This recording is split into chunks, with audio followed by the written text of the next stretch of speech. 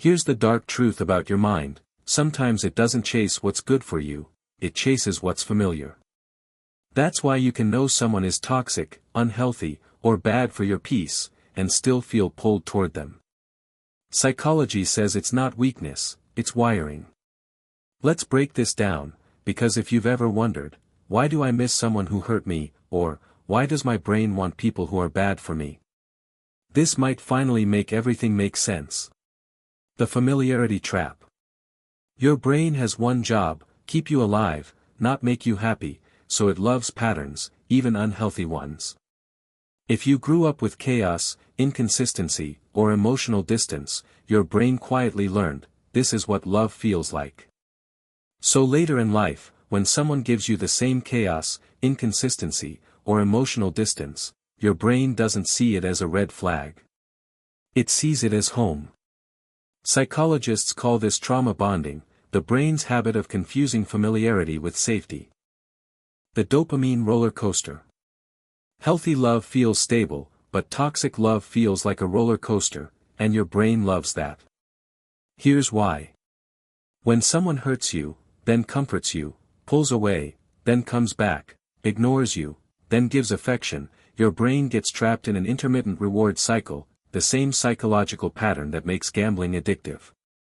You start craving the good moments so intensely that you tolerate all the bad ones to get them. It's not the person you're addicted to, it's the dopamine highs they unpredictably give you. The unfinished story.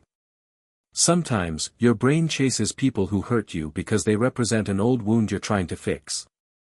The emotionally unavailable parent, the love you had to earn, the approval you never got.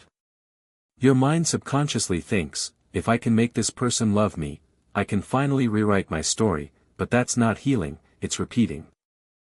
The self-worth illusion.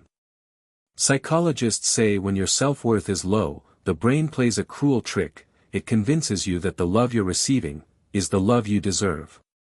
So if someone treats you badly, your brain doesn't always resist.